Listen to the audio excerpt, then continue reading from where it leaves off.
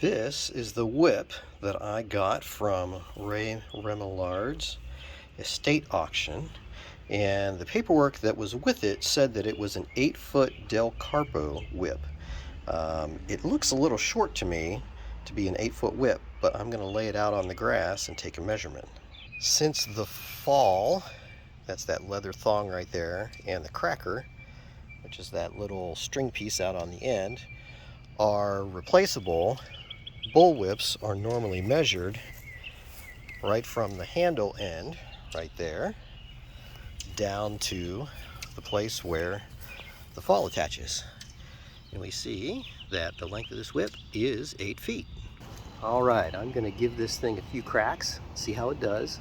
I'm not a great whip cracker, so bear with me and we'll just see how it goes.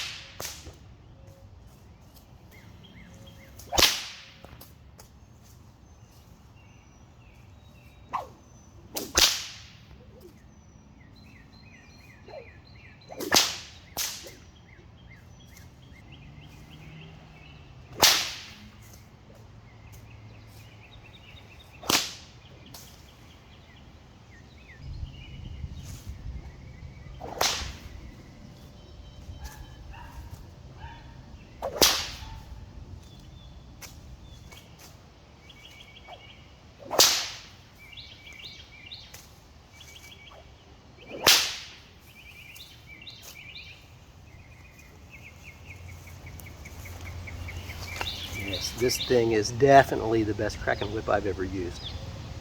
I'm going to really like using this thing. I can't wait to practice some more with it.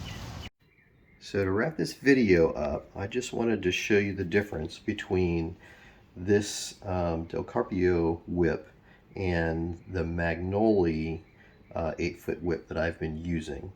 And at the handles, you can see this one's a little bit smaller, and they don't look too horribly different, but you can tell that the leather braiding on this is much tighter and this is looser. But first thing I wanted to show you is that when you come off with the handles, this one is kind of floppy and loose, and this one is more tightly braided and the curve comes out and it seems to transfer the power into the whip more easily. And then the next thing I wanted to show you was, even though the width of these leather strips look fairly similar back at the handle, if we go out and we look down the whip, look at the difference in the braiding. This one is finer and tighter, and the whip is it's more firm. And this one, the width of the strips stay the same the whole way down the whip, and it's not braided as tightly. See how this is kind of, it kind of wrinkles and moves, whereas this is nice and tight. And then you can really see the difference once we come down here at the end.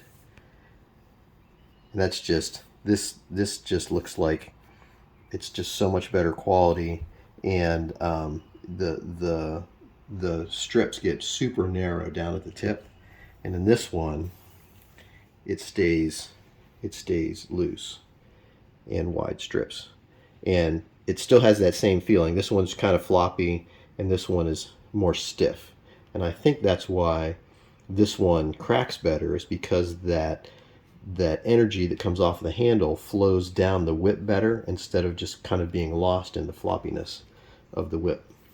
So that's an interesting difference between the two. This is definitely going to be the whip that I go to, and this one I'll probably sell. Okay.